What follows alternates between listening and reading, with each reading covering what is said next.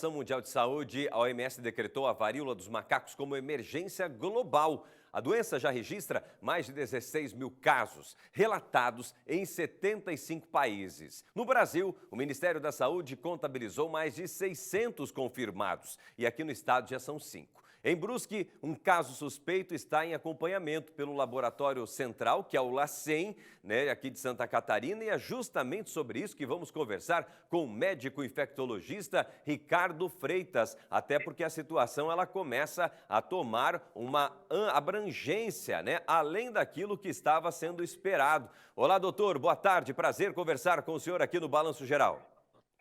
Olá, Caleb, bom dia. Vamos lá conversar sobre esse assunto importante. Gostaria de entender como surgiram os primeiros casos no Brasil nessa análise médica que se faz. Olha, Caleb, assim, essa doença começou a ter alguns relatos na Europa, depois na América e depois na América Latina. No Brasil já tem alguns casos, começaram em São Paulo, e a OMS, como você bem falou, decretou estado de emergência, no meu entendimento, mais para que os governos e as pessoas fiquem alertas à doença e que não se crie estigmas dessa doença, como em outras epidemias e pandemias que houveram no passado. Que interessante. Agora, em relação a como se transmite, a relação das pessoas, de que tipo é essa transmissão, como que ela acontece, doutor? Até o que se sabe, a transmissão precisa ter um contato íntimo prolongado com as pessoas. Ou seja, eu preciso, em alguns casos, na grande maioria dos casos, foi através de relação sexual, e a gente sabe também que através de contato físico eu posso transmitir a doença, e por roupa contaminada ela também poderia ser transmitida, embora numa proporção menor. E quais são os sintomas mais evidentes que podem caracterizar a varíola dos macacos? Olha, o sintoma mais evidente, ele é através de vesículas. É como se fosse uma catapora, uma varicela. Começa a ter algumas vesículas pelo corpo e há a possibilidade daquilo ser uma varíola, a varíola do macaco nesse caso.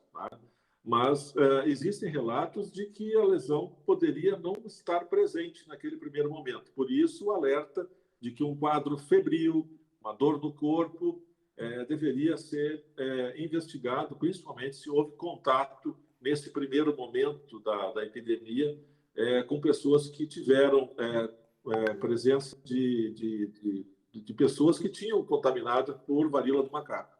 Uma pessoa com comorbidades, ela pode ter o agravamento da doença levando à morte, doutor? É uma possibilidade, sim, é uma possibilidade. Então, a gente já tem os grupos, os idosos, as pessoas com imunodeficiência, seriam grupos-alvo para uma mortalidade desse tipo de doença, embora, até o momento, isso não tenha sido fato. E há tratamento disponível já? Não. Como as doenças virais têm uma dificuldade muito grande de tratamento, e essa é uma doença muito parecida com a varíola que a gente teve lá na década de 70 e que foi erradicada, e ela não é uma doença que tem tratamento. Embora a mortalidade da varíola fosse maior do que essa até o momento não se mostra tão mortal assim, mas não há tratamento ainda para essa doença. Muito obrigado pela entrevista, pelo conhecimento aqui destinado aos nossos telespectadores, trazendo informações importantíssimas. Um bom dia, bom trabalho por aí. Obrigado, Caleb, à disposição. É isso aí, o Balanço Geral faz